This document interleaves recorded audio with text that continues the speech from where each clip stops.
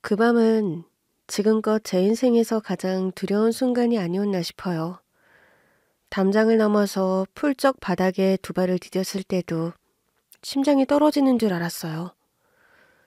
누가 나를 본 건 아닌가, 주변을 두리번거리며 담장 안쪽에서 인기척은 없는지 귀를 기울여야 했죠. 다행히 아무도 따라오는 것 같진 않더라고요. 저는 그 길로 주랭랑을 쳤지만 자꾸만 다리에 힘이 풀렸습니다. 그러다 돌에 걸려 넘어졌던 것 같아요. 아픈데도 앓는 소리조차 못 내고 있는데 제 뒤에서 차가 달려오기 시작하는 겁니다. 설마 아닐 거라고 생각하며 미친 듯이 뛰기 시작했어요. 그러나 자동차 속도를 어떻게 따라잡겠어요? 일단 옆으로 급히 빠졌는데 다행히 차가 그냥 지나가더라고요. 저는 안도의 한숨을 내쉬면서도 등줄기에 식은땀이 흐르는 것을 느꼈어요. 겨우 달리고 달려서 도착한 곳은 도심 한복판이었죠. 갈 데도 없고 가야 할 곳도 없었습니다. 학교에 가면 고아원에서 찾아올 것이 뻔하니 저는 학교에도 갈 수 없었어요. 네, 그날 밤 저는 고아원을 탈출했어요. 저에게 고아원 생활은 지독한 기억으로 남아 있습니다. 제가 있던 고아원에는 아주 못된 형들이 있었어요. 선생님들 시선을 피해서 저처럼 자기보다 어린 애들을 괴롭히던 형이었죠. 처음엔 그 형들에게 굴복하지 않는 아이였어요. 형들이 저를 불러냈던 날, 저는 형들을 따라가는 척 선생님들이 계신 곳으로 뛰기 시작했어요. 도착하자마자 눈앞에 보이는 선생님께 일렀죠. 선생님, 저 형들이 저 괴롭히려고 해요. 그런데 선생님 표정이 난감해 보이더라고요. 응, 그래? 선생님의 대답은 그게 다였어요. 그냥 귀밑머리를 긁적이시더니 그러시더라고요. 아이, 그러지 말고 형들이랑 잘 지내. 형들도 좋은 점이 있을 거야. 너도 알다시피 여기 다 고아잖아. 마음의 상처가 있어서 그런 거니까 너무 나쁘게만 생각하지 마. 밖에서는 저를 불러낸 형들이 기다리고 있었어요. 그런데 선생님이 그렇게 말씀하시니 저는 오도 가도 못하는 처지가 돼버린 거죠. 선생님은 그 말을 끝으로 하던 일에 다시 집중하셨고 그 태도는 마치 네가 알아서 겪어야 할 몫이다 라고 말해주시는 것 같았어요. 이 고아원 안에서 너를 도와줄 사람은 없다. 고아인 너의 운명이다. 그렇게 느껴졌던 것도 같아요. 참 이상한 선생님이었어요. 우리를 지도하는 지도 선생님이라 선생님이라고는 불렀지만 솔직히 선생님이라고 불릴 만한 사람도 아니었던 거죠. 처음엔 선생님께 달려가는 저를 초조하게 보던 못된 형들도 제가 별 수학 없이 나오자 바로 눈치를 채더라고요. 고아원에 있는 애들은 대부분 눈치가 빠르거든요. 그때부터 정말 악몽 같은 시간을 살았죠. 어떤 날은 제가 대놓고 얼굴에 멍이 들어오는데도 누구 하나 저에게 괜찮냐고 묻는 사람이 없었어요. 식당에서 밥 해주시는 아주머니들은 종종 얼굴이 왜 그러냐고 물으셨지만 저는 이미 본능적으로 알고 있었던 것 같아요. 그 아주머니들은 나를 도와줄 수 없다는 걸. 그래서 그냥 넘어졌다 그러고 말았죠. 그 이상한 선생의 말과 달리 그 형들에게서는 좋은 점을 찾아볼 수가 없었어요. 모두가 외면하니 나날이 저를 괴롭게 하는 수법도 늘어나갔어요. 결국 견딜 수 없는 상황까지 이르렀죠. 그렇게 고아원을 탈출해 노숙하게 됐지만 차라리 마음이 편했어요. 오죽했으면 옆에 노숙하시던 다른 아저씨들이 저더러 그러더라고요. 어린애가 노숙하면서 겁도 없느냐. 코를 왜 그렇게 고느냐고요. 솔직히 고아원에서도 학교에서도 마음 편히 지내본 적이 없어서 그런지 노숙하면서 처음 잤던 그 잠이 그즘 제가 가장 달게 잤던 잠이었던 것 같아요. 고아원에서도 학교에서도 그 형들이 있었으니까요. 그러던 어느 날이었죠. 노숙하는 사람들에게 밥을 주겠다면서 밥차가 오더라고요. 노숙하는데 밥도 공짜로 먹다니 저로선 완전 신세계였어요. 신이 나서 밥을 받는데 갑자기 밥을 퍼주시던 아주머니께서 제 손목을 덥석 잡으시더라고요. 왜 그러세요? 너 몇 살이니? 네? 아줌마가 그건 알아서 뭐하게요. 순간 당황했어요. 놀라서 아주머니의 손을 뿌리치다가 밥을 다 쏟고 말았죠. 저는 그게 아까워서 막 주워 먹기 시작했는데 그 아주머니가 오더니 제 등짝을 내리치시는 겁니다. 아, 왜 그래요? 아파요. 일어나. 아줌마가 뭔데 이래요? 나 배고프다고요. 밥 줄 테니까 일단 일어나. 아주머니는 제가 쏟은 식판을 손수 치우시더니 다시 밥을 가득 담아주셨어요. 그러더니 다른 노숙자들과는 달리 저더러 건물 안에 들어가서 먹고 있으라고 하시더라고요. 자꾸 반항심이 일었지만 밥이 먹고 싶어서 시키는 대로 했어요. 공짜 밥이라더니 내 자존심을 꺾고 먹어야 하는 건가 싶었던 거죠. 우걱우걱 밥을 먹고 있는데 그 아주머니가 들어오시더라고요. 그런데 옆에 웬 남자분이 같이 계셨어요. 얘야? 딱 봐도 어린애지? 난 내 눈으로 의심했다니까. 그러네. 어린애네. 근데 왜 바로 못 알아보고?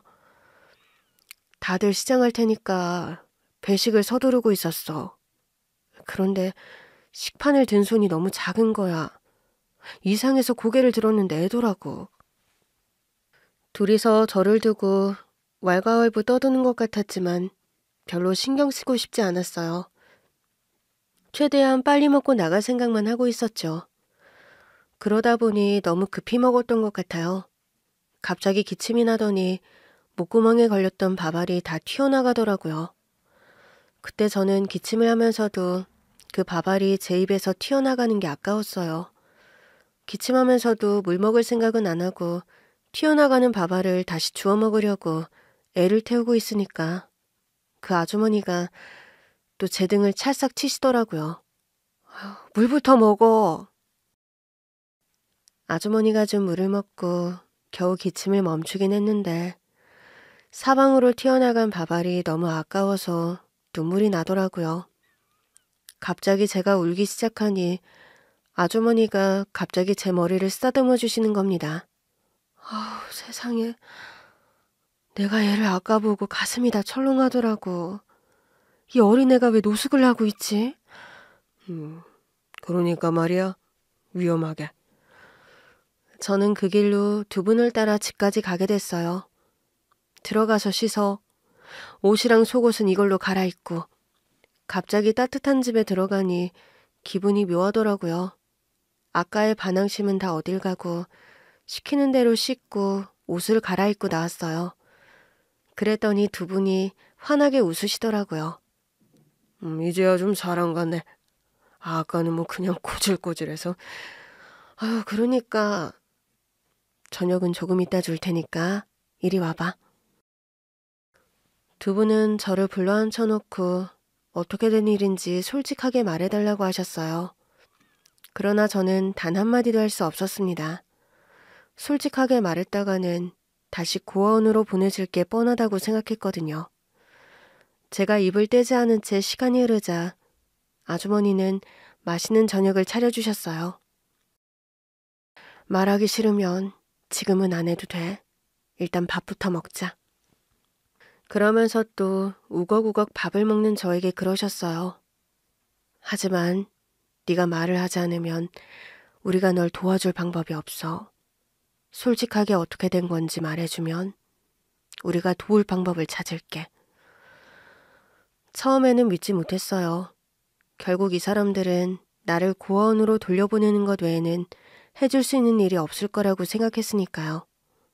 그런데 하루 이틀이 지나도 두 분이 저에게 대답을 강요하지 않으시더라고요.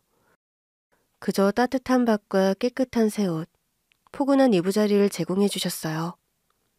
자꾸 따뜻한 대우를 받으니까 마음도 따뜻해졌죠. 그래서 결국 울면서 털어놨어요. 솔직히 무서워요. 뭐가 무서운데? 고아원으로 돌아갈까 봐요. 고아원에서 도망쳤니? 네. 왜? 못된 형들 때문에요. 아주머니는 제 얼굴에 흉터를 가리키며 말씀하셨어요. 이 흉터는 오래되지 않은 것 같은데 혹시 그 형들이 그랬어? 저는 고개를 끄덕였죠. 고아원 선생님들께 말해도 도움을 받을 수 없었다. 그래서 도망쳤다고 했더니 아주머니께서 한숨을 쉬시더라고요. 아주머니는 울고 있는 제 머리를 또다시 쓰다듬어 주시며 말씀하셨죠. 걱정하지 마. 아저씨랑 아줌마가 너한테 꼭 맞는 방법을 찾아줄게. 그 집에서 따뜻한 밥을 먹고 따뜻한 잠을 자는 게 이제 겨우 익숙해졌는데 이제 다시 떠날 날이 왔다 싶더라고요. 그 댁에는 아직 어린 아들이 하나 있었어요. 그 아이가 울고 있는 저에게 다가와 눈물을 닦아주며 그러더라고요. 형아, 울지 마. 나도 안 울고 싶은데 자꾸 눈물이 나네. 형아, 울지 마. 그러면서 그 작은 몸으로 저를 안아주는데 저도 모르게 그 애를 꼭 안고 엉엉 울었어요. 내가 이 집에서 살 수만 있다면 내가 이 녀석 형도해주고 아주머니 아저씨 말씀도 잘 들을 텐데 싶었죠. 그날 밤은 어떻게 잠이 들었는지도 기억이 안 나요. 눈을 떠보니 그 집 아들과 둘이 이불 위에 누워 자고 있었어요. 며칠 뒤 아주머니 아저씨께서 말씀하셨어요. 고아원에 연락했어. 고아원 소리에 정말 경기를 일으킬 뻔했어요. 네? 저를 위해서 최선의 방법을 찾아주신다고 했잖아요. 이게 널 위한 최선의 방법이었어. 저를 다시 고아원에 보내는 게 최선의 방법이라고요? 우리가 너희 위탁 가정이 되어주려고 해. 갑작스러운 사장님의 말씀에 화들짝 놀랐어요. 옆에서 아주머니도 웃으시더라고요. 네?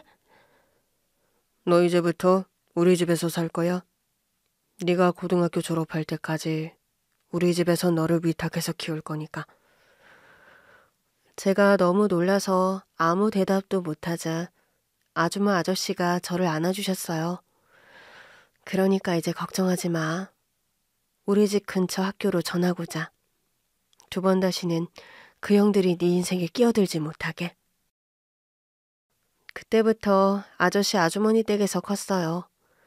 두 분은 공장 사장님 부부셨는데 수시로 노숙자들을 위한 식사 봉사도 하시고 좋은 일을 참 많이 하시는 분들이었어요. 그 집에서 살면서는 제가 완전히 달라졌죠. 삶에 희망이 생기니까 뭐든 열심히 하게 되더라고요. 공부도 열심히 했고요. 두 분의 지원하에 꿈도 못 꿨던 대학 준비도 했어요. 그렇게 수능까지 봤는데 끔찍한 일이 벌어지고 말았죠.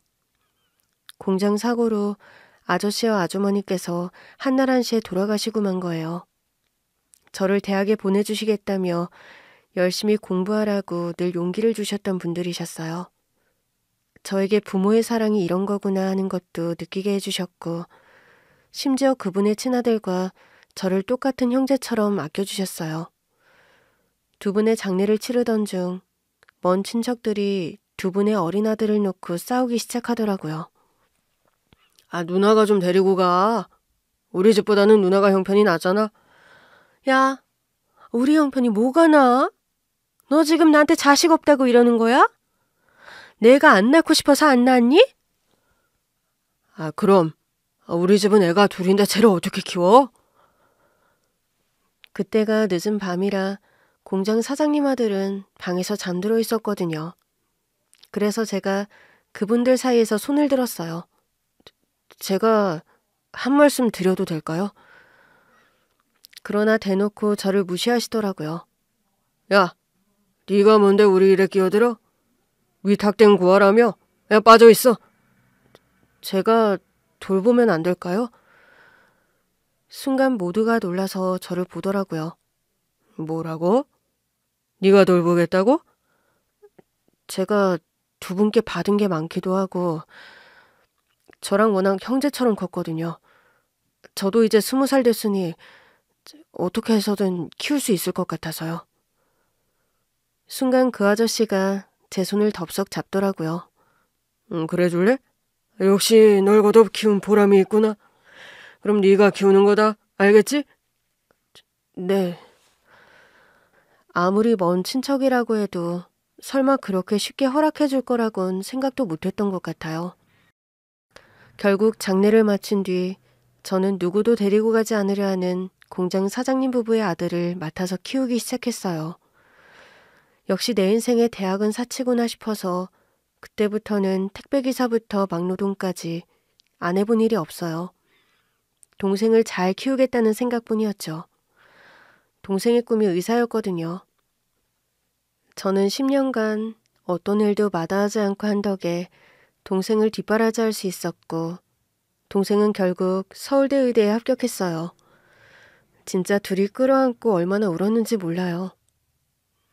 그 순간을 위해 저도 애를 써왔고 동생도 정말 열심히 공부했거든요. 동생이 제 손을 잡고 그러더라고요. 형, 이제 내가 형 호강시켜줄게. 뭐 임마? 나 그런 건 바라지도 않으니까 가서 공부나 열심히 해. 물론 당장 해줄 수 있는 건 아니지만 나 진짜 형 호강시켜줄 거야. 형 건강도 내가 살뜰히 보살필 거야. 자식을 낳아본 것도 아닌데 동생을 보고 있으면 이런 게 자식을 보는 부모의 마음인가 싶었어요. 동생의 의대 합격 소식에 지난 10년의 피로가 싹 씻기더라고요. 그러던 어느 날 생각지도 못한 연락을 받았어요. 저는 땡땡 로펌 대표입니다. 갑자기 유명 로펌의 대표라는 사람이 전화를 해온 겁니다. 처음에는 사기인 줄 알았어요. 그런 유명 로펌의 대표가 왜 저를 찾나 싶었거든요. 아니면 잘못 온 전화라고 생각했죠. 그러나 그 로펌 대표의 입에서 나온 이름에 저는 화들짝 놀라고 말았습니다. 혹시 김진수 사장님 자제분 데리고 있으세요? 김진수 사장이라면 바로 저를 걷어주신 공장 사장님이셨어요. 예, 맞습니다만 잠깐 좀 뵐 수 있겠습니까? 고아의 나를 먹여주고 재워주던 공장 사장님 부부가 한날 한시에 세상을 떠나신 지 10년이 되던 해였어요. 홀로 남은 사장님 아들을 잘 키우기 위해 택배기사부터 안 해본 일이 없던 저였습니다. 갑자기 변호사의 입에서 들은 사장님의 성함에 당황한 것도 잠시 저는 동생을 데리고 변호사를 만나러 갔고 변호사를 만난 순간 제 인생은 180도 달라졌습니다. 그건 동생도 예상하지 못한 변화였어요. 그러니까 지금 저랑 아버지한테 있는 종중재산이 있다는 건가요? 너무 놀라서 입을 못 다무는 저와 달리 똑똑한 우리 동생은 차근차근 변호사에게 묻더라고요. 예, 맞습니다. 이번에 종회에서 재산 처분을 하시면서 아버님과 아드님 몫이 생겼어요. 아, 그런 재산이 있었는지 전혀 몰랐어요. 예, 그러셨겠죠. 안 그래도 아버님께서 돌아가셨다고 해서 아드님을 찾던 중에 형님께 연락을 드리게 됐고요. 네, 혹시 금액은 어느 정도일까요? 20억 정도 됩니다. 생각보다 많은 금액에 놀라 동생을 보는데 동생은 한 채 흐트러짐도 없이 고개만 끄덕이더라고요. 아주 차분하고 냉정해 보이기까지 하더라고요. 결국 동생은 종중재산 중 자신의 몫인 20억을 받았어요. 그러나 기뻐할 틈도 없이 의대 공부에 바빠서 집에도 거의 못 들어왔죠. 저도 뭐 평소랑 다를 거 없이 지냈어요. 열심히 일도 하고요. 바쁘게 지내는데 같이 일하던 택배기사 동료가 그러더라고요. 아니, 그 동생 말이야. 은근슬쩍 너랑 연락 끊는 거 아니야? 갑자기 그게 무슨 소리야? 아, 그렇잖아. 재산 받자마자 연락도 뜸하고 집에도 안 온다며?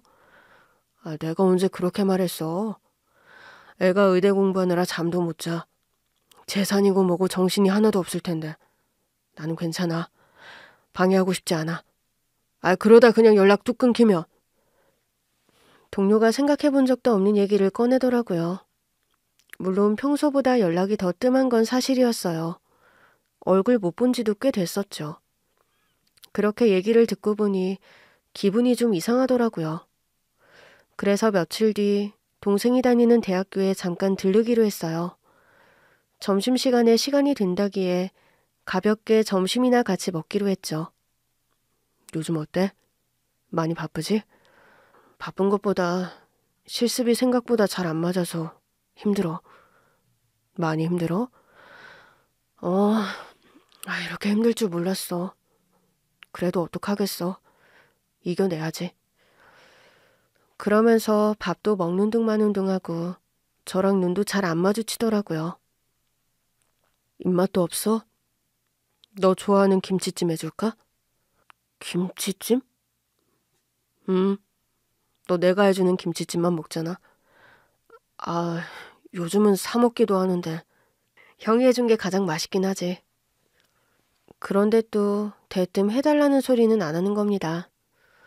그렇게 동생과 좀 어색한 만남을 마치고 돌아왔어요. 제가 가는데도 한번 돌아보지를 않더라고요. 어쩌면 동료의 말이 사실이 될 수도 있겠다는 생각도 들더라고요. 그런데 뭐 동생이 그런 선택을 한다고 해도 제가 비난할 수 있는 건 아니잖아요. 그때부터는 마음의 준비를 했던 것 같아요. 어쩌면 우리 둘의 인연이 여기까지일지도 모르겠다는 마음의 준비요. 그런데 그 주 주말 동생이 말도 없이 집에 온 겁니다. 너 무슨 일이야? 아, 이번 주말에는 집에서 좀 쉬려고. 너무 힘들어서 도저히 안 되겠어. 아, 그래?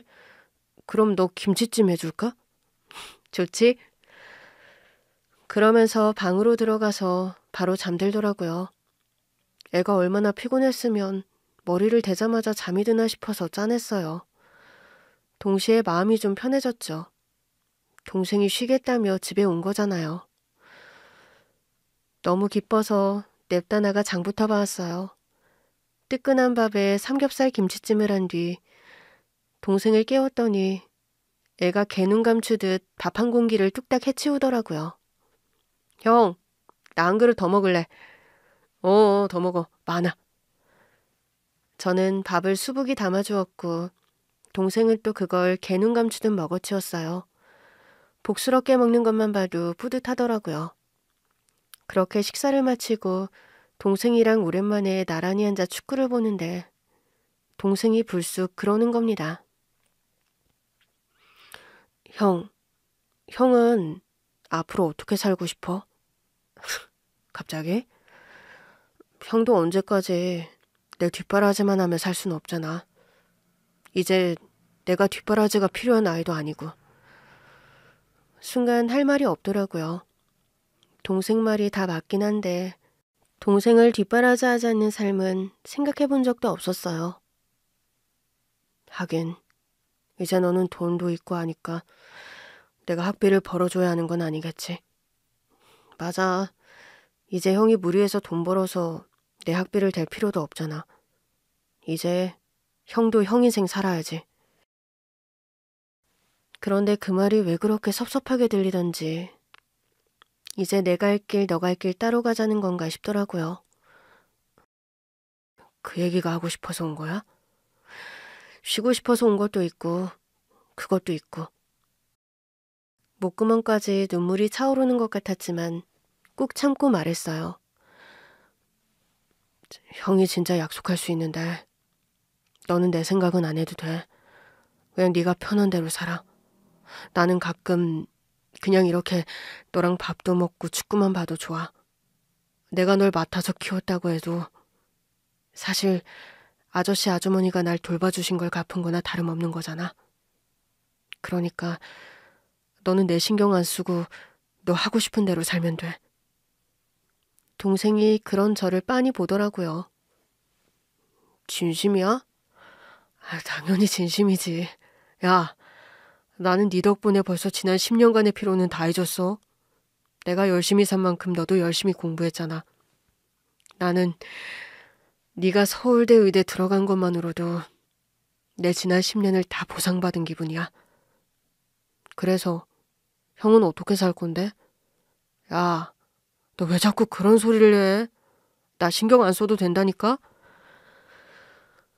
분명히 알아듣게 좋게 말을 했다고 생각했어요. 내가 너를 10년간 키웠다고 해도 네 재산은 네 거다. 나는 상관없는 거다. 그러니 너 하고 싶은 대로 살아라. 그렇게요. 그런데도 동생이 또 빤히 보면서 제 앞날을 신경 쓰더라고요. 형, 내가 어떻게 신경을 안 써. 나는 형 덕분에 지난 10년간 부모님 없이도 하고 싶은 공부 다 하고 형 덕분에 집밥도 잘 먹고 컸잖아. 거기다 종중재산까지 20억 받아서 이제는 돈도 많아졌어. 그런데 어떻게 형이 신경 안 쓰이겠냐고. 너는 다 가졌는데 나는 하나도 못 가진 것 같아서? 뭐? 그래서 내가 불쌍해서 그러는 거야? 그래. 나 너한테 다 투자해서 모은 돈 별로 없다. 그래도 이제부터 모으면 돼. 이제부터 모아서 내가 하고 싶었던 식당 차릴게. 됐어? 그런데 갑자기 동생 눈이 휘둥그레지더라고요. 형, 식당 차리고 싶었어? 내 꿈이 원래 요리사거든. 근데 왜 말을 안 했어? 내 꿈이 뭐 중요했나? 지난 10년은 오롯이 네 꿈을 위해서 내가 달린 시간이었지. 형 진짜 바보구나? 임마, 너 다 가졌다고 너무하는 거 아니야? 그렇다고 형한테 바보라니. 내가 재산이 생겼잖아. 안 그래? 그래서 네가 재산이 생겨서 지금 나한테 건방이라도 떨겠다는 거야? 임마, 내가 널 그렇게 가르쳤어? 형. 당연히 형은 그렇게 안 가르쳤지. 얘가 진짜 오늘따라 왜 이래? 너 대체 하고 싶은 말이 뭐야? 나도 형이 답답하거든. 내가 아까부터 계속 물어봤잖아. 형 앞으로 뭐 하고 싶냐고. 근데 제대로 대답도 안 하고 말만 빙빙 돌려서 하더니 다더러 신경 쓰지 말라며. 그게 말이 되는 소리야? 너 혹시 나한테 무슨 부담감이 있어서 이러나 본데? 나 진짜 괜찮다니까? 앞으로 돈 열심히 벌어서 식당 차릴 거야. 그걸 내가 해줘야지. 순간 우리 사이에는 정적이 흘렀어요. 저는 제가 뭘 잘못 들었나 싶어서 다시 물어봤어요. 너 지금 뭐라고 했어? 형, 내 재산으로 뭐 할 건데? 그게 설마 전부 내 거라고 생각해? 임마, 그건 네 거 맞지. 네가 앞으로 집 살 때도 써야 하고 장가 갈 때도 써야 하고 또 뭐 개혼하고 싶으면 그때도 필요할 수도 있고. 그건 그때 가서 또 벌어서 하면 되는 거고. 내가 받은 이 재산의 일부는 형 거야. 누가 뭐래도 형 몫이 있어. 임마, 누가 그런 거 바란대? 나 안 바래. 형은 내가 한 약속은 아주 쉽게 생각하는구나. 뭐? 내가 형한테 의대 붙으면서 뭐라고 했어? 내가 꼭 형 호강시켜준다고 했지. 아니, 그건 나중 일이고. 왜 나중 일이야? 내가 지금 해줄 수 있게 됐는데. 그냥 단도직입적으로 말할게. 형, 식당 차릴 준비해. 저는 진짜 너무 깜짝 놀랐잖아요. 뭐라고? 식당 할 준비하라고. 형 음식 솜씨 좋은 건 내가 가장 잘 알잖아. 재능 낭비해서 뭐해? 시간 아깝지 않아? 이제라도 빨리 형 꿈을 이뤄야지. 내가 해줄 거야. 형도 원하는 인생 마음껏 살게. 이번에는 내가 서포트 할 거야. 물론 내가 해줄 수 있는 건 투자 정도겠지. 형이 나한테 했듯이 정성껏 돌봐주고 살뜰히 챙겨주고는 못해도 이건 해줄 수 있어서 얼마나 기쁜데. 네 마음은 고마운데 내가 그 돈을 어떻게 받아? 왜 못 받아? 나 형한테 아들이나 다름없지 않아? 그건 그렇지만 사실 나 20억 받고 나서 의대 관둘까도 했었다. 뭐? 제가 너무 깜짝 놀라니까 동생이 웃음을 터뜨리더라고요. 형은 이렇게 식겁할 줄 알았어. 임마, 그게 무슨 소리야? 20억이 생겼다고 네가 열심히 공부해서 간 의대를 포기하는 게 말이 돼? 아니, 그게 해부학 실습이 너무 힘들더라고. 이 정도면 의사가 체질에 안 맞는 거 아닌가. 그냥 돈도 생겼는데 이제라도 다른 공부를 다시 해볼까. 별의별 생각이 다 들더라고. 근데 형이 갑자기 같이 점심을 먹자면서 연락이 온 거야. 형이랑 마주 앉았는데 눈을 못 보겠더라고. 형이 내 꿈을 얼마나 응원했는지, 그 꿈을 이뤄주기 위해 얼마나 열심히 살았는지를 아니까. 내가 그런 생각을 했다는 것만으로도 너무 죄스러운 거 있지? 그래서 그랬구나. 네가 자꾸 내 눈을 피하는 것 같아서 좀 이상하긴 했어. 평소라면 김치찜 해준다고 하면 환호부터 하던 애가 조용한 것도 이상했고. 에이씨, 형 눈을 보면 다 들킬까봐, 형이 내 마음 눈치채면 실망할까봐 김치찜은 귀에 들어오지도 않았어. 그런데 내내 고민해봤는데 그냥 이겨내는 수밖에 없겠더라고. 정말 끝까지 최선을 다해봤는데도 안 되면 그때 포기하자. 그때는 형도 이해해줄 거라고 생각하면서. 그래서 집에 온 거야? 갑자기 마음이 편해지더라고. 이제 형 얼굴 봐도 되겠다 싶어서 바로 달려왔지? 형 김치찜도 먹고 싶었고. 내가 해다 준다고 하니까 기숙사에 냄새 난다고 가져오지 말라며? 형 힘들까봐 그랬지. 가뜩이나 내 학비 된다고 힘들게 일하는데. 어떻게 김치찜까지 해서 갖다 달라고 해? 그냥 시간 될 때 가서 먹는 게 낫다고 생각했어. 그런 줄도 모르고 내심 섭섭해 했었어. 이제 다 컸다고 내 손길은 필요하지도 않나 싶어서. 형, 난 지금도 형만 보면 이렇게 어리광 부리는데 언제까지 봐주려고 그래? 의사 되는 게 쉬운 일도 아니고 봐줄 수 있을 때까지는 봐줘야지. 어디 보통 힘든 공부야? 네가 그렇게 힘들어하는 줄도 모르고. 앞으로는 힘든 일 있으면 무조건 말해. 난 네 편이야. 네가 해녀 의사를 관둔다고 해도 네 편이야. 아저씨 아주머니도 나한테 늘 그래주셨잖아.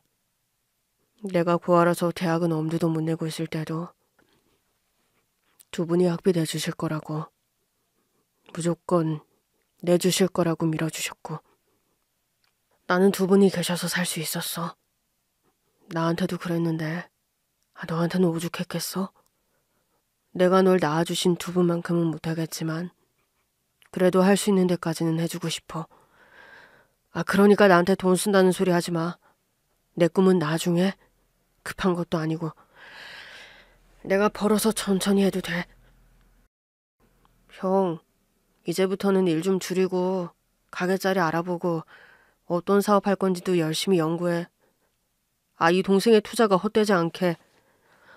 야, 너 진짜 나한테 돈 쓰려고? 당연하지. 근데 내가 쓰는 게 아니라 이 재산에는 형 몫이 있다고 했잖아. 형, 내가 가진 모든 것 중에 온전한 내 것은 없어. 다 일부는 형 몫이야. 내가 의대에 간 것도 형 몫이 있고 앞으로 의사가 돼도 형 몫이 있어. 나는 형 몫을 반드시 챙겨줄 거야. 형이 스스로 챙기는 사람이 아니라 내가 더 놓치지 않고 챙겨줄 거야. 너 진짜, 네가 그러면 내가 죄송해서 아주머니 아저씨 얼굴을 어떻게 봐? 무슨 소리야. 우리 엄마 아빠가 더 좋아할 것 같은데. 우리 엄마 아빠라면 반드시 형 몫을 줘야 한다고 생각했을 거야. 결국 저는 동생에게 등 떠밀리듯 사업 준비를 시작하게 됐어요. 그런데 뭐 일을 줄이는 것부터가 난관이었죠. 일 줄이면 들어오는 수입이 바로 줄잖아요. 그걸 견디는 게 힘들더라고요. 동생한테는 줄인다 해놓고 안 줄인 걸 딱 걸린 날도 있었죠. 형, 아직도 밖이야? 야, 너 왜 자꾸 전화야? 너 바쁘지 않아? 아무리 바빠도 형 단속은 해야지. 이상하네. 이제 대리운전은 안 뛰기로 한 거 아니었어? 안 뛰었어, 진짜야. 아, 그럼 택배를 지금까지 하고 있구나? 어? 이것 봐. 내가 이럴 줄 알았어. 형, 사업 준비 제대로 하고 있는 거 맞아? 아, 나름 하고 있지. 형, 내가 뭐 그냥 주는 건 줄 알아? 형 사업해서 잘 되면 내가 좋은 거잖아. 내가 형 덕분에도 부잣집 아들로 떵떵거리면서 장가도 가고. 안 그래? 임마, 너 이미 훌륭한데 뭘 또 부잣집 아들까지 되려고 해? 나는 우리 형이 부자 됐으면 좋겠어. 형의 실력으로 당당하게. 형의 의리는 내 의대 합격보다 소중해. 내가 형 밥 먹고 이렇게 똑똑하게 자랐잖아. 형이 차려주는 밥이 얼마나 정성스럽고 귀한데. 나 어릴 때는 형이 소시지도 무조건 문어 모양으로 잘라서 구워줬던 거 생각나? 뭐 그런 거라도 해주고 싶어서 그랬던 거지. 형이 해주는 건 밥 한 숟가락도 늘 맛있었어. 형 요리는 아무나 따라할 수 있는 게 아니야. 그러니까 자신감을 가져. 정 내가 투자하는 게 부담스러우면 나중에 벌어서 투자금 회수하게 해준다고 생각하면 되지. 뭐 물론 기한은 정해져 있지 않으니까 이번에도 무리하려고는 하지 말고. 동생은 제가 아무리 딴청을 피우고 미적거려도 포기하지 않았어요. 결국 동생의 설득에 못 이겨 진짜 사업 준비를 시작했죠. 제가 택배기사를 관둔다고 하니 전에 그 동료가 박수를 쳐주더라고요. 동생 잘 키웠네. 난 진짜 그 동생이 너 모르는 척 하는 줄 알고 내가 다 섭섭했잖아. 안 그래도 되는데 자꾸 내 꿈을 이뤄주겠다고 하네. 나도 먹으러 갈게. 가게 열 때쯤 알려줘. 고마워. 저 어떻게 될지는 모르겠지만 동생 돈 쓰는 건데 최선을 다하려고. 넌 잘할 거야. 너 진짜 성실하잖아. 한 번씩 우리한테 도시락도 싸다 주고 그랬잖아. 명절에는 물량이 보통 많아야지. 그럴 때는 밥 사 먹을 시간도 없으니까. 야, 그때마다 네가 싸다 주는 김밥이 얼마나 맛있었는지 몰라? 나 먹으려고 싸는 김에 좀 더 싼 건데 뭘. 넌 잘할 거야. 너 진짜 대단한 사람이야. 인내심도 있고 지구력도 있고.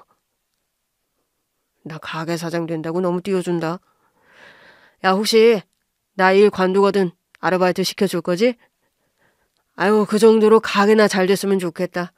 그럼 내가 못해줄 게 없지? 그리고 드디어 연 가게는 연지 석 달도 지나지 않아 문전성시를 이루는 가게가 됐어요.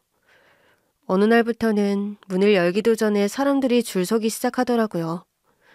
처음에는 너무 당황해서 다들 왜 이러시는 거냐고 물은 적도 있어요. 아니지, 왜 벌써들 와 계세요?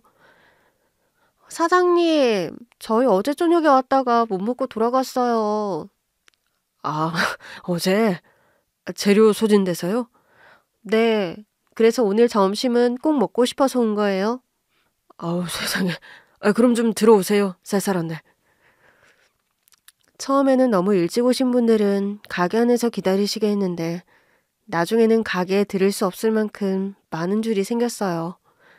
그즈음 되니 2호점도 내게 되고 가게가 점점 프랜차이즈 사업으로 커지기 시작했죠. 우리 가게의 단골은 누가 뭐래도 제 동생이었어요. 그런데 동생이 하루는 웬 아름다운 여자분을 모시고 온 겁니다. 어서 오세요. 누구셔? 동료분이신가? 동료는 맞는데 나보다 한참 선배님. 진짜? 안녕하세요. 처음 뵙겠습니다. 저는 이 친구 형이에요. 들었어요. 부모님이나 다름없는 형이시라고. 택배에 막노동까지 하시면서 키워주셨다고 하던데요. 친형도 아닌 분이. 피를 나눈 형제는 아니어도 그의 버금가는 사이는 맞다고 생각해요. 제가 힘든 건 별것도 아니었어요. 얘한테 새 가방 사주고 새 교복 사주고 필요한 학원 다니게 해주는 게 그게 그렇게 좋았어요? 그것뿐이 아니었던데요. 맛있는 밥도 해주시고 학비도 다 모아두셨다면서요? 제가 동생 부모님께 받은 게 더 커서요. 다 들었어요. 우리 동생이 그런 얘기도 해요? 네, 자꾸 저한테 형 얘기를 하네요. 그러면서 그분이 동생을 보고 예쁘게 웃더라고요. 그날 밤 저는 동생에게 전화를 걸었어요. 야, 너 아까 온 그 여자분이랑 사귀냐? 왜? 아니 너보다 한참 선배면 나이 차이는 좀 있는 거 아니야? 있지? 그런데 그래도 좋아? 왜? 형은 나이 많은 연상은 별로야? 아니 그런 건 아니고 아까 보니까 우아하고 아름다우시더라고. 너랑 어울리긴 하는데 너보다 한참 성숙한 것 같아서 말이야. 내가 못 미친다 이거야? 아니 내가 또 언제 그렇게 말했다고? 형, 응? 한번 만나볼래? 갑자기 그게 무슨 소리야? 내가 진짜 존경하는 선배 누나인데 어릴 때 부모님이 사고로 다 돌아가셨대. 너랑 자란 환경이 비슷하네. 그래서 허심탄회하게 우리 집 얘기도 다 하게 됐었어. 그때부터 나를 많이 도와주셨지. 근데 부모님이 돌아가신 뒤로 끔찍하게 가난했던 기억 때문에 결혼에 겁을 내시더라고. 행여나 자기가 갑자기 세상을 떠날 수도 있고 전 재산을 잃을 수도 있는 건데 결혼해서 자식을 낳는 게 무섭다고. 뭐 그럴 수 있지. 처음에는 그냥 좋은 분이라고 생각하고 봤는데 볼수록 형이랑 너무 잘 어울릴 것 같은 거야. 그래서 허락도 없이 형 얘기를 막 하고 다녔어. 미안. 내 얘기가 네 얘기기도 한데 뭐가 미안해? 난 괜찮아. 그럼 한번 만나볼래? 야, 근데 의사식이나 되시는 분이 내가 성에 차겠냐? 만나보고 싶다고 하시던데. 어? 너무 놀라서 마시고 있던 물을 다 엎질렀잖아요. 만나보고 싶대. 아까 보더니 형이 생각보다 더 순박해서 궁금하대. 내가? 네 얘기 듣고는 무슨 거의 아저씨인 줄 알았나 봐. 형이 아는지는 모르겠지만 형이 인물도 좀 괜찮잖아. 키도 크고. 야, 나 정도는 흔하지. 형은 인상이 좋잖아. 그 인상만큼 착하게 살기도 하고. 요즘 그런 사람이 어디 흔해? 그래서 나랑 만나보겠대? 형, 김칫국 금지. 일단 한번 만나서 차도 마셔보고 밥도 먹어보고 해. 그래도 되나? 네 선배님인데 내가 괜히 꼬투리 잡히면 너만 안 좋은 거 아니야? 형, 그 선배 절대 그럴 뿐 아니야. 그러니까 걱정하지 말고 만나. 그리고 얼마 후 저는 동생의 주선하에 그 여자 의사분과 따로 만나게 됐어요. 처음으로 소개팅이라는 걸 해봐서 뭘 입어야 할지도 모르겠고 급한 대로 옷을 사입긴 했는데 그분이 저를 보자마자 정말 크게 웃으시더라고요. 죄송해요. 저도 모르게 그만. 아니에요. 제가 좀 촌스러운가요? 저 일만 하고 살아서 소개팅 때 뭐 입는지를 몰라서요. 그래서 이렇게 수트를 쫙 빼입고 오신 거예요? 그래도 예의를 갖춰야 할 것 같아서 처음 산 거예요. 혹시 맞추셨어요? 예. 아무래도 나중에 동생 결혼할 때도 입으면 되니까 겸사겸사. 본인 결혼은 관심 없으신가 봐요? 동생 결혼만 생각하시는 거 보니까. 그게 지금껏은 생각을 못했어요. 동생 키우느라 바쁘기도 했고 지금은 그 동생 덕분에 사업하느라 정신이 없고요. 그 바쁜 와중에도 저한테 시간 내주셔서 감사해요. 아, 예? 제가 더 감사하죠. 많이 바쁘실 텐데. 근데 어떡하죠? 예? 저는 결혼 생각 되게 많은데. 많으실 수 있죠. 그럼요. 저는 내년쯤에는 하고 싶거든요. 내년에 누구랑? 지금부터 만날 사람이랑 딱 4계절 만나보고 결혼하려고요. 그 순간 알았죠. 이 여자가 내 아내가 되겠구나 하고요. 안타깝게도 그 다음에 결혼은 못했어요. 다른 게 아니라 제 사업 규모가 너무 커지면서 도저히 결혼 준비에 집중할 수가 없더라고요. 아내한테 겨우 양해를 구하긴 했는데 아내가 크게 삐쳤었죠. 저 차일 뻔했잖아요. 자꾸 이런 식이면 이제라도 다른 남자 만날래? 자기는 참 예쁜데 말을 못되게 하더라. 왜 그런 소리를 하는 거야? 내가 자기랑 결혼 안 하겠다는 것도 아니고 딱 1년만 미루자고 하는 건데. 그런다고 우리가 뭐 헤어져? 헤어질 수도 있지. 우리 안 헤어져. 이렇게 사랑하는데 어떻게 헤어져? 나는 다른 여자랑은 결혼할 생각도 없어. 거짓말. 아니야, 진짜 없다니까. 나 얼마 전에 식당 단골이랑 얘기하는 거 다 봤거든. 동료들이 남친 궁금하다고 해서 자기 식당 갔다가 그 여자가 눈웃음 치면서 자기한테 말 거는 거 보고 짜증나서 혼났다고. 그날? 단골? 누구지? 모르는 척 하지 마. 자기도 환하게 웃으면서 얘기하던데 뭘. 나보다 한참 젊어 보이던데. 한참 젊은지 뭔지 난 전혀 모르겠는데 기억도 안 나. 내가 뭐 단골이 한두 명도 아니고 그냥 말 걸면 우리 단골이니까 친절하게 대해주는 것뿐이야. 그러면서 나보다 일이 더 먼저니까 내가 불안한 거잖아. 자기가 나보다 한참 더 잘났는데 왜 불안해? 내가 자기를 못 잡아서 안달일 거라고는 생각 안 해? 안달은 무슨. 잡은 물고기라고 생각하니까 느슨하게 구는 거잖아. 내가 언제 느슨하게 굴었어? 그건 좀 아니지? 아무튼 섭섭해. 그냥 일이랑 결혼해. 그러면서 토라져서 가는데 환장하겠더라고요. 결국 아내한테 혼인신고서를 작성해서 줬어요. 자, 이거. 이게 뭐야?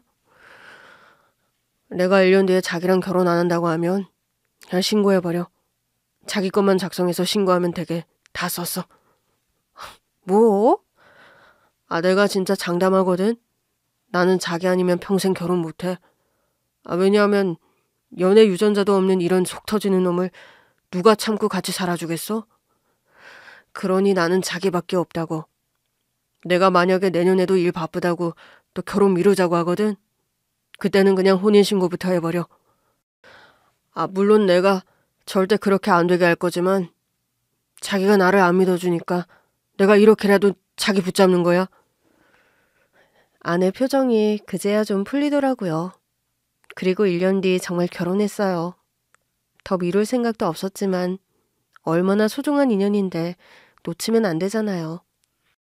1년 정도 지나자 확장 중이던 사업도 어느 정도 틀이 잡히더라고요. 아내의 배려 덕분에 결혼했고 지금은 아이가 둘이에요. 그 과정도 순탄하지는 않았어요. 아내가 경력단절을 정말 싫어했거든요. 왜 애는 여자만 낳아야 하는 거야? 그러게, 내가 낳았어야 했는데. 그렇지? 당신 지금 나 놀리는 거지? 아니야, 나는 그냥 정말 안타깝다. 그러니까 말이야. 내가 나왔으면 자기가 일을 안 쉬어도 됐을 텐데. 근데 자기야, 그래도 아이 낳고 나면 몸이 쉬긴 해야 하니까. 짜증나. 우리 아기도 예쁘고 일도 쉬고 싶지 않고. 아내는 일 욕심도 많고 모성애도 깊은 사람이었어요.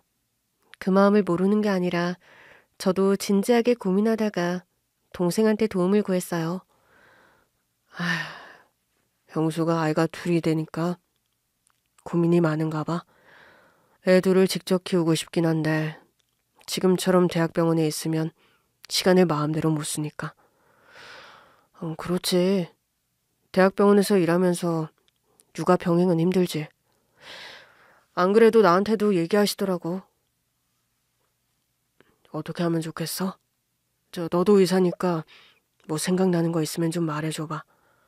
나는 의사가 아니라서 머리가 안 돌아가. 형이 투자해주는 건 어때? 투자? 형수님 개원하게 해줘. 개원하면 아무래도 대학병원에 있을 때보다는 시간이 자유롭잖아. 진짜 좋은 생각인데? 동생의 조언 덕분에 아내에게 제안했더니 아내 눈이 동그래지더라고요. 당신이 투자해준다고? 나 사업가잖아.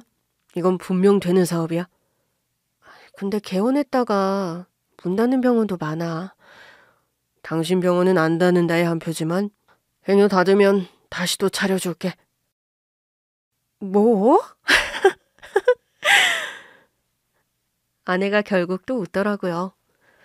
아내는 처음으로 개원한 병원을 지금까지 운영하고 있어요.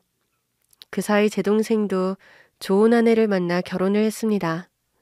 바쁘다고 하더니 여자친구는 다 만나고 있었더라고요. 결혼할 즈음에서야 말을 하길래 내심 섭섭했어요. 야, 넌 내 연애 초기부터 모든 걸 다 알았으면서 네 연애는 비밀이야? 형이 오두방정 떨까봐 그러지. 결혼까지는 생각 못했었는데 최근에 사실 내가 좀 아팠었거든? 네가 아팠다고? 어디가? 그냥 몸살. 일이 많아서 무리를 좀 했더니 몸살이 온 거야. 그래서 끙끙 앓고 있는데 날 간호해주더라? 내가 의사인데? 그래서 결혼을 결심하게 됐어? 사실 한 가정의 가장이 된다는 게 쉬운 일은 아니잖아. 내가 형처럼 책임감과 성실함이 넘치는 사람도 아니고. 임마, 네가 왜 아니야? 너도 맞아. 너 결국 힘든 걸 다 이겨내고 의사도 했잖아. 넌 내 동생이야. 당연히 좋은 것도 닮았지? 하여튼 형은 내 모든 게 다 잘났다고만 하지. 이래서 내가 객관적인 평가가 안 된다니까. 내가 이제 자식이 둘이 생기긴 했지만 넌 영원히 내 큰아들이야. 물가에 내놓은 애처럼 늘 신경이 쓰여. 네 마음 다칠까봐, 너 힘들까봐. 물론 요즘은 애들 보랴, 아내 비위 맞추랴. 전보다는 신경을 많이 못 쓰긴 하지. 난 형이 그렇게 사는 게 너무 보기 좋아. 형이 비로소 자기만의 울타리를 만든 거잖아. 형은 늘 그게 필요했고. 네가 있어서 아줌마랑 아저씨가 계셔서 이미 울타리 안에 있는 기분이었어. 물론 너도 자식 낳아보면 알겠지만 내가 울타리 안에서 보호받는 거랑 내가 그 울타리를 지키는 사람이 되는 건 좀 다르긴 하더라. 나도 이제 경험하겠네. 그렇지. 야, 언제 인사시켜줄래? 너무 궁금하다. 네 형수도 궁금해할 것 같은데? 하여튼 둘 다 좀 진정해. 조만간 여자친구랑 상의해서 날짜 잡아볼게. 얼른 해. 얼른 보고 싶다. 제 동생은 소개팅을 망친 날 지금의 아내를 만났대요. 병원도 쉬는 날인데 소개팅 상대가 자기를 마음에 안 들어해서 1시간 만에 헤어졌다고 하더라고요. 그래서 눈에 보이는 책방에 들어갔다가 거기 사장인 재수 씨를 만났더라고요. 처음에는 제 책방에 들어와서 뭘 읽을지도 모르는 눈치더라고요. 그래서 혹시 찾으시는 책 있냐고 물었더니 제 얼굴을 멍하니 보는 거예요. 뭐야, 첫눈에 반한 거야? 형! 저한테는 그렇게 말했어요. 그때 제 뒤에 후광이 비치는 것 같았대요. 재수 씨의 말에 우리 와이프가 입을 삐죽거리더라고요. 자기는 안 그랬지? 내가 자기한테 먼저 반했잖아. 무슨 소리야? 나도 당신 보자마자 아름답다 우아하다 했는데. 그거랑 첫눈에 반한 건 아주 다르지 않나? 형수님 또 시작이다. 자기야 귀 막아. 우리 형수는 애 둘을 낳고도 형을 애인처럼 사랑해. 왜 귀를 막아? 보기만 좋구만. 형님 너무 멋지세요. 어떻게 그렇게까지 누군가를 사랑하세요? 어머, 형님이라고요? 그렇잖아요. 우리 신랑이랑 아주버니께서 친형제나 다름없는 사이니까요. 그렇네. 그럼 우리도 동서지간이네? 다행히 재수 씨와의 첫 만남도 참 좋았어요. 재수 씨는 책도 좋아하고 자기만의 감각이 뛰어난 사람이었는데 둘은 벌써 결혼해서 아이도 하나 낳았어요. 저는 요즘 재수 씨의 책방 사업에 투자하고 있는데 새로운 사업에 투자하는 재미에 나날이 더 빠지는 중이에요. 그리고 동생 부부와도 정말 친형제 부부처럼 부부 동반 모임도 자주 하고요. 특히 아주머니 아저씨 기일에는 꼭 만나요. 감사하게도 제 아내도 그 기일을 함께 지켜주더라고요. 다른 건 없고 다 같이 납골당에 가서 두 분께 인사를 드리는데 우리 아내도 저를 거둬주신 그분들께 진심으로 감사해야 하더라고요. 다 같이 인사를 마친 뒤 그날 밤에는 동생이랑 둘이 소주 한 잔씩 해요. 두 분이 너무 그리워서요. 그럼에도 두 분을 그리워하고 애틋해하는 마음은 우리 둘만의 것이잖아요. 같은 부모님을 그리워하고 여전히 우애 좋게 지내고 있으니 이 정도면 우리 어디 가서 친형제라고 해도 되는 사이 맞지 않을까요? 앞으로도 우애 좋은 형제로 서로를 의지하며 잘 살아가려고 합니다.